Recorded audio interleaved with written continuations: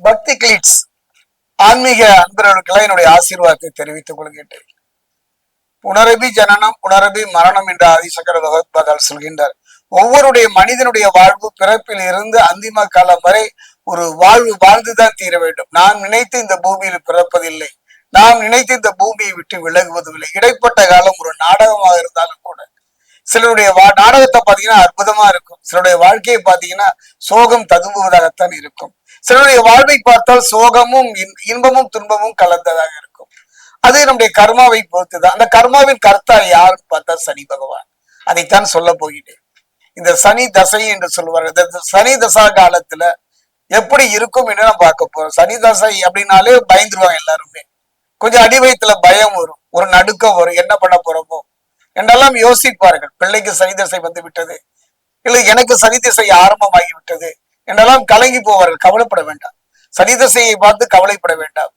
கருணையே வடிவானவன் தான் சனி பகவான். கர்மாவுக்கு ஏற்ற பலனை தரக்கூடியவன். கவனமாக நிதானமாக இருக்கணும். அந்த வகையில பாத்தீங்கன்னா இந்த சனி திசையை மட்டும் வைத்து நம்ம சொல்லிட முடியாது. இந்த சனி திசையை பொறுத்த வரைக்கும் நான் ஒரு 5 கணக்கிட்டு இருக்கேன். ஒன்னில் இருந்து பாத்தீங்கன்னா 12 வரைக்கும் ஒரு பகுதி. அடுத்ததா பாத்தீங்கன்னா 13 இருந்து 19 வரைக்கும் சோடி போட்டு தனித்தனியாக சொல்ல போகிட்டேன். அதே நேரம் 20 இருந்து 40, 41 இருந்து 50 இந்த காலகட்டத்துல சனி பகவான் இந்த வயது இந்த காலகட்டத்துல சனி தசா புத்தி எப்படி இருக்கும். தசா புத்தியை மட்டுமே வைத்து நாம் கணக்கிட முடியாது. அதே நேரத்துல புத்தியும் பார்க்கணும். இந்த புத்தி எப்படி இருக்கு இதுதான் தீர்மானிக்குது. காரணம், ஒருவருக்கு சனி திசை நடந்துட்டு இருக்கு, அப்போ சந்திர புத்தியோ சூரிய புத்தியோ ராகு கேது புத்தியோ செவ்வாய் புத்தியோ இருந்து விட்டால் கெடுபலன் தந்தால் கூட அதை அதிகப்படுத்துவார். பிரச்சனை வந்தா அந்த பிரச்சனைக்கு ஒரு தீர்வு இல்லாத ஒரு நீண்ட பயணமா இருக்கும். ஆக நாம் அதையும் சேர்த்துதான் கணக்கு போட போறேன். நான் திரும்பவும் சொல்கின்றேன், பயமே வேண்டாம். சனி தசையில வெற்றியை நோக்கி நகர்ந்தவர்களும் உன்னதமான நிலையை அடைந்தவர்களும் இழந்ததை திரும்ப பெற்றவர்களையும் நாம் சந்தித்திருக்கிறோம். அந்த வகையில பார்க்கும்போது கன்னிராசியை பொறுத்த வரைக்கும் உத்திரம் 2, 3, அஸ்தம் சித்திரை 1, 2. அந்த வகையில பார்க்கும் பொழுது இந்த 1 இருந்து 12 வயது வரை கன்னிராசியில எப்படி இருக்குன்னு பார்க்கலாம். உத்திரம் 2, 3, 4. அதே நேரம் பாத்தீங்கன்னா கன்னிராசியில பொறுத்த வரைக்கும் அஸ்தம்,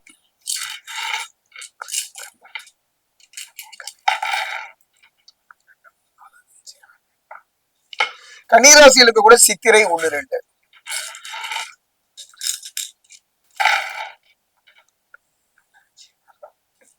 கன்னிராசி ஆன்மீக அன்பர்களே, இந்த சனி பகவானுடைய தசா புத்தியில இந்த 1 இருந்து 12 வயது வரைக்கும் பாத்தீங்கன்னா அந்த பிறப்பில் இருந்து இந்த வயதை நெருங்குகின்ற வரை யாரோ ஒருவரை சார்ந்துதான் இருக்க வேண்டியது.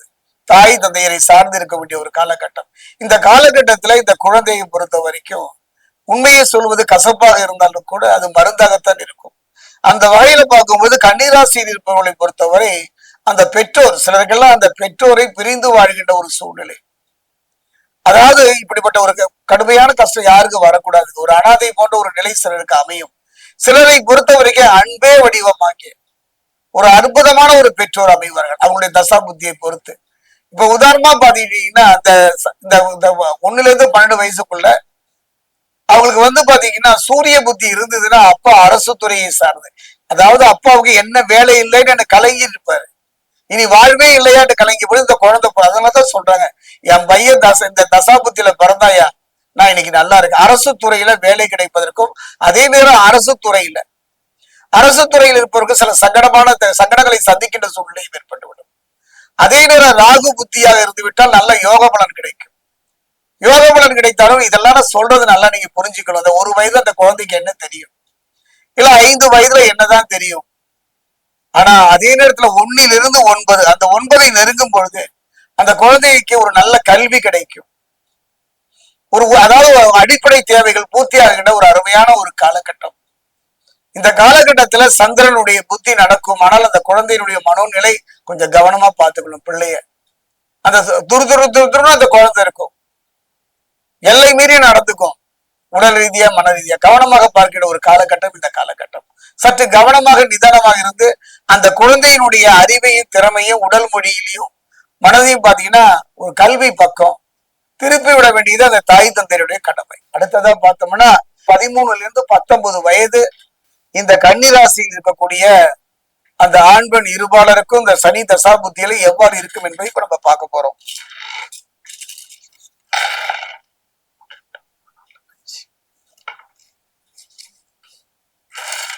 கன்னிராசி இருக்கக்கூடிய அஸ்தம்,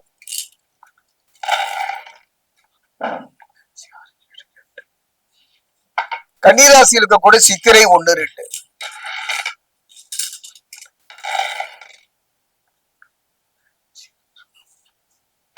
இந்த காலகட்டம் ஒரு அருமையான ஒரு காலகட்டம், அருமையான அற்புதமான ஒரு காலகட்டம். என்னுடைய அனுபவத்துல ஒரு மனிதனுக்கு அந்த 1 இருந்து 50 வயது வரான் இல்லையா, அதுல அந்த குறிப்பா பாத்தீங்கன்னா இந்த வயது தான். அதாவது பாத்தீங்கன்னா இந்த 13 இருந்து 19 வயது. ஏன் சொல்றேன்னு பாத்தீங்கன்னா, கன்னியை பொறுத்த வரைக்கும் 5, 6க்கு அதிபதி யாரு? சனி பகவான். அப்போ சனி திசை நடக்குது. அப்படி சனி திசை நடக்கும் பொழுது அந்த குழந்தைக்கு இந்த 5 புத்தியில எந்த புத்தி நடந்தாலும் சரி கவனமா இருக்கணும். காரணம், ஒரு வேலை, அவர் தந்தையார் சில கடுமையான வாங்கிய கடனை அடைக்க முடியாமல் சில பிரிவை சந்திக்கின்ற ஒரு சூழ்நிலை அமைந்துவிடும். அந்த குழந்தை படிக்கிறதுக்கு ஒரு போராட்டம் கலந்த ஒரு வாழ்வார். எப்படி இந்த கல்வியை படிக்க ஆசை இருக்கு, படிக்கவும் மேலுக்கு வரணும், ஒரு போராட்டம். ஆனா இறுதி வெற்றி உங்களுக்கு தான். நீங்கள் நினைத்த மாதிரி அந்த கல்வியில் சேர்ந்துருவீங்க, நல்லா படிப்பீங்க. அதே நேரத்துல கொஞ்சம் கவனமா இருக்கணும். தவறான கூடா பழக்கம் கேடாய் முடியும் என்பதை போல இந்த ராசி இருக்கவங்கள பாத்தீங்கன்னா சிலருக்கெல்லாம் அந்த தவறான பழக்க வழக்கத்தினால சில நல்ல நல்ல வாய்ப்புகளை இழந்து விடக்கூடிய ஒரு சூழ்நிலை. அப்போதே சொல்வாரு, அதாவது என் தாயும் தந்தையும் ஒரு தூக்கு தண்டனை கைதி. அந்த தூக்கு தண்டனை கைதியே அவருடைய ஆசை என்ன கேட்கும் போது, என் தாய் தந்தையர் என் முன் நிறுத்துங்கள் என்றார். தாய் தந்தையர் முன்ன நிற்கும் போது அவன் சொன்னான், அட பாவிகளே என்றான் தந்தையும் தாயையும் பார்த்து. ஏன்டா, என்னை அப்பொழுதே ஒரு அடித்து திருத்தி நீ இந்த நிலைக்கு நான் வந்திருக்க மாட்டேனே என அந்த குழந்தை கதறியை பார்த்து பெற்றோர் கண்ணீர் சிந்து. அதுதான் கவனமா இருங்க. இந்த வயதுல நீங்க தான் அந்த குழந்தைகளுக்கு ஒரு பாதுகாப்பு வளையம். அந்த வகையில பார்க்கும்போது மனமும் உடலும் சரியான பாதையில் செல்லுகின்ற ஒரு நிலை ஏற்படும். அதே நேரத்துல நான் சொன்னேன் இல்லைங்களா, சந்திரன் புத்தியோ ராகு கேது புத்தியோ ஏற்படுமானா அதீத ஆசையின் காரணமாக சில தவறான தொடர்புகள் ஏற்படக்கூடிய ஒரு காலகட்டம். நல்லா உத்து பாத்தீங்கன்னா தெரியும். நான் சொல்றது ஒரு 5 நிமிஷம் யோசிச்சு பாருங்க. அதே நேரத்துல பாத்தீங்கன்னா சில சோதனையான ஒரு காலகட்டம், பொருளாதார ரீதியா மன ரீதியா சில சோதனைகளை எடுத்து போராடுகின்ற ஒரு காலகட்டம் வரவே கூடாது. இளமையில் வறுமை, அதை சந்திக்கின்ற சூழ்நிலை கன்னிராசியில சிலருக்கு ஏற்பட்டு விடலாம். அதை போராடிதான் அவர்கள் ஜெயிக்க வேணும். சிலரெல்லாம் பாத்தீங்கன்னா படிப்பை பாதியில் எடுத்துட்டு வேலைக்கு போவாங்க. அதெல்லாம் கொஞ்சம் கவனமா இருக்க வேண்டிய ஒரு தான். இந்த சனி தசா புத்தியில கன்னிராசிக்கு இந்த ராகு கேது புத்தி நடக்கும் போது நடைபெறும். அதே நேரம் பார்த்தோன்னா அடுத்தது பார்க்க போறோம். அடுத்தது இந்த காலகட்டம் அந்த 19 வயதுல இருந்து, அதாவது பாத்தீங்கன்னா 13 இருந்து 19 வயதை பார்த்தோம். அடுத்தது 20 இருந்து 40 வயது. இந்த 20 இருந்து 40 வயதுல கன்னிராசிக்காரர்கள் சனி தசா புத்தியில சனி தசையில என்னத்தை சந்திக்க போகின்றார்கள்? இந்த 5 புத்தின்னு சொல்லுவாங்க இல்லையா, சொன்ன நடவா ராகு கேது சூரியன் செவ்வாய், இந்த புத்திகள் நடக்கும் பொழுது இந்த சனி தசை நடக்கும் பொழுது எத்தகைய தாக்கத்தை இந்த வயதுல ஏற்படுத்தும் பார்ப்போம். கன்னிராசியை பொறுத்த வரைக்கும் உத்தரம் 2, 3 நாள். கன்னிராசியை பொறுத்த வரைக்கும் அஸ்தம்,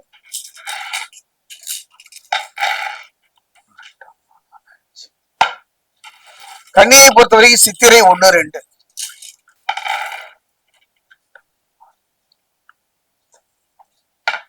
கன்னிராசி ஆன்மீக அன்பர்களே, கன்னிராசி இருக்கக்கூடிய ஆணாயினும் பெண்ணாயினும் இந்த பாத்தீங்கன்னா இந்த 20 இருந்து 40 வயதை தொடுகின்ற காலகட்டம் பாத்தீங்கன்னா இழந்ததை திரும்ப பெறக்கூடிய ஒரு அருமையான ஒரு காலகட்டம், ஒரு அற்புதம் அமைகின்றது. நான் மேற்கொண்டு சொன்ன அந்த 5 புத்தியும் நடக்காமல் இருந்து விட்டு புதன் புத்தி மட்டும் ஏற்படுமானால் மிகப்பெரிய ஒரு மாற்றத்தை சந்திப்பீர்கள். அதே நேரம் பாத்தீங்கன்னா வாங்கிய கடனை அடைப்பதற்கான ஒரு அற்புதமான ஒரு காலகட்டம். சிலருக்கெல்லாம் வெளிநாடு யோகம் கிடைக்கும், தொழில நல்ல முன்னேற்றம் கிடைக்கும். அதே நேரத்துல பெற்றோரை கவனிக்கின்ற ஒரு வாய்ப்பு, உறவினர்கள் மத்தியில ஒரு மதிப்பும் மரியாதையும் ஏற்படும்.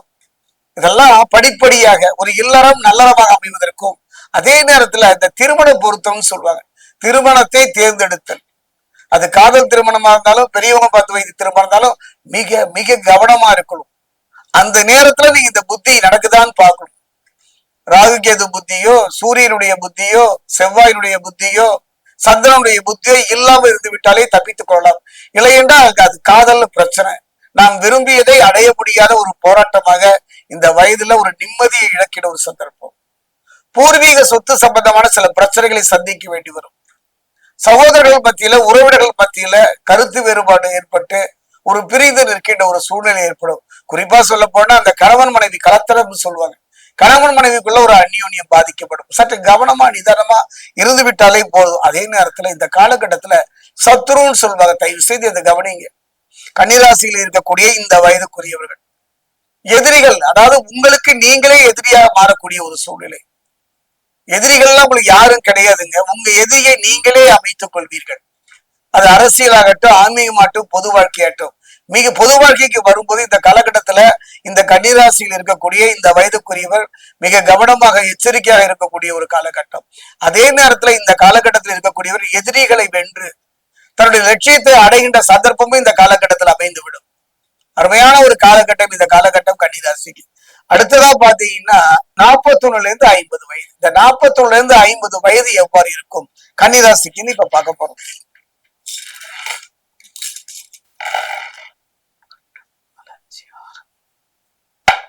கன்னிராசி இருக்கக்கூடிய உத்திரம் 2, 3, 4. கன்னிராசி இருக்கக்கூடிய அஸ்தம்,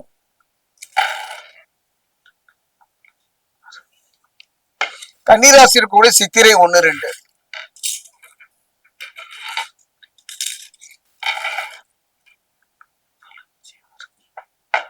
கன்னிராசியில் இருக்கக்கூடிய இந்த வயது என்று சொன்னேன் அல்லவா, இந்த 41 இருந்து 50 வயது வரை அடையும் பொழுது சனி தசாபுத்தி காலம்.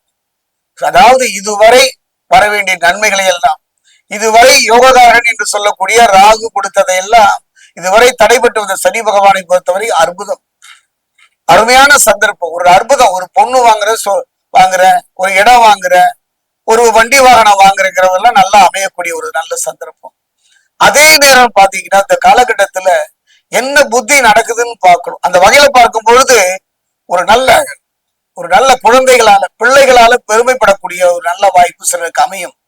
அதே நேரத்துல பிள்ளைகளால சில அவமரியாதை, பிள்ளைகளால சில ஏமாற்றங்கள், பிள்ளைகளால சில மனஸ்தாபங்களை எல்லாம் சந்திக்கின்ற ஒரு காலகட்டம். வாங்கிய கடனை அடைக்க முடியாமல் போராட்டமான ஒரு வாழ்வை நகர்த்துகின்ற ஒரு காலகட்டம் இந்த 40 இருந்து 50 வயது வரைக்கும் ஒரு காலகட்டம். மிக கவனமாக இருக்க வேண்டும். நல்ல தசாபக்தி, இறையருள், குருவருள் இருக்குமானால் கவலைப்பட வேண்டாம். அதே நேரத்துல பாத்தீங்கன்னா சொல்லுவோம், நல்ல தசா புத்தி நல்லா பார்க்கணும். நல்ல தசா புத்தி, அந்த புத்தி என்ன புத்தி? இந்த புத்தி இல்லாமல் இருக்க வேண்டும். செவ்வாயினுடைய புத்தி இல்லாமல் இருக்கு. இந்த காலகட்டத்துல இந்த வயதுல இந்த புத்தி இல்லாமல் இருந்து விட்டாலே அற்புதம். காரணம், செவ்வாயை பொறுத்த வரைக்கும் புரிந்து கொள்கின்ற ஒரு காரகத்தன்மை உண்டு. ஐயோ நான் ஏமாந்து விட்டேனே, ஐயோ நான் இழப்பை சந்தித்து விட்டேனே, இப்படி இருந்தால் அப்படி இருந்திருக்கலாமே என்று ஒரு புலம்பக்கூடிய ஒரு காலகட்டமாகத்தான் கன்னிராசிக்கு அமைகின்றது. சிலரை பொறுத்த வரைக்கும் அரசியல்ல, அதாவது பரமபதம் பாம்பு கடிச்ச மாதிரி எல்லாத்தையும் இழந்திருக்கின்ற ஒரு சூழ்நிலை வந்துவிடும். ஐயோ இத்தனை பிள்ளைகளை பெற்றும் என்னை கவனிக்க முடியவில்லை என்றெல்லாம் சிலர் கலங்கி போவார்கள். ஆசையாக செய்த திருமணம் இந்த காலகட்டத்துல பிரிவை சந்திக்கின்ற ஒரு சூழ்நிலை இந்த ராகு புத்தி நடக்கும் பொழுது. சூரிய புத்தி நடந்து விட்டு வச்சுங்களேன், அரசியல்ல, ஆன்மீகத்துல ஒரு உன்னதமான நிலையில் இருப்பவர்கள் எல்லாம் அதில் கலங்கம் ஏற்படக்கூடிய ஒரு வாய்ப்பு. பெண்களால் பாதிப்பு, இதெல்லாம் இந்த காலகட்டத்துல இடையே கவனமா இருக்கணும். இதெல்லாம் சொல்ல வேண்டியது. அதாவது எல்லாமே ஆகா ஓஹோ ஓஹோ என்று சொல்வதை விட இப்படி இருந்து விடால் நல்லது, போதுமே, தலைக்கை வந்தது தலைப்பையோட போச்சு அப்பாடா என்று சொல்வதைத்தான் கன்னிராசிக்கு இந்த 40 இருந்து 50 வயது. அதே நேரம் பார்த்தீங்கன்னா சத்துருக்கள் என்று சொல்லக்கூடிய எதிரிகள், அந்த எதிரின்னு சொல்றேன் இல்லையா, கூட இருந்து குடிபறிப்பவர்கள், அந்த உறவினர்களால் பாதிக்கப்படக்கூடிய ஒரு சூழ்நிலை ஏற்படும். உறவினர்களால், சொந்த பந்தத்தினால சில அவமானங்களை சந்திக்கக்கூடிய ஒரு சூழ்நிலை ஏற்படும். அவர்களால எந்த விதத்திலும் எந்த உதவியும் பெற முடியாத ஒரு சூழ்நிலை. அப்படிப்பட்ட சில சூழ்நிலைகளை சந்திக்க வேண்டிய, குறிப்பா ஒரு விஷயம் சொல்றேன், கன்னிராசிக்காரர்களுக்கு சில பாவங்கள் என்றோ செய்த சாப பாவங்களுக்கான பரிகாரத்தை பெறக்கூடிய சூழ்நிலை அமைய கவனமாக இருந்து விடுங்கள். இப்படிப்பட்ட ஒரு சூழல் 1 இருந்து இந்த 50 வரை காலகட்டம் பாத்தீங்கன்னா கன்னிராசியை பொறுத்த வரைக்கும் சனி தசா புத்தி நடக்கும் பொழுது மேடு பள்ளம் நிறைந்ததாகவும், வாங்கிய கடனை அடைக்க முடியாத ஒரு சூழ்நிலையும், அதே நேரத்தில் எதிரிகளை சந்திக்கின்ற ஒரு சூழ்நிலை, தொழில வாழ்க்கையில ஏற்படக்கூடிய ஒரு காலகட்டமா இருக்கும். எதையும் போராடி பெறக்கூடிய ஒரு காலகட்டமா தான் இருக்கும் சிலருக்கு. நல்ல தசாபுக்தி, இறையருள், குருவருள், குலதெய்வ வழிபாடு அமைபாடால் கவலைப்பட வேண்டாம். சற்று வேகம் குறையலாங்க, சில பாதிப்புகள் குறையலாம். அதே நேரம் எந்த புத்தியும் பார்க்கணும்.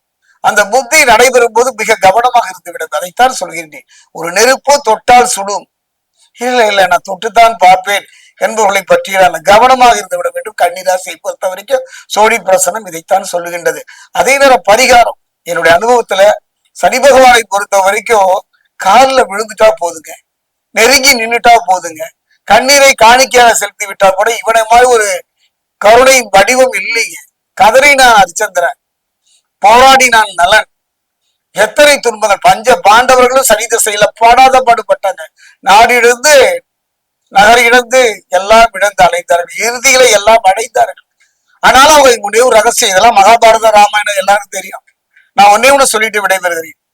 இதாவது இவங்க எல்லா வெற்றியும் பெற்றார்கள், இழந்ததை திரும்ப அடைந்தார்கள். அந்த நேரத்துல பாத்தீங்கன்னா அவங்களுக்கு கேது புத்தி. அப்போ இழந்து பெற்றும் ஒரு நிம்மதி இல்லை, கதறாங்க. இந்த நாடை நான் பெற்று என்ன பலன், இந்த நகரை அடைந்து என்ன பலன், இழந்ததை மீட்டு என்ன பலன், உறவை இழந்து விட்டேனே என்று. ஆக ஒரு கவனமா இருக்கணும் கன்னிராசிக்காரர்கள்.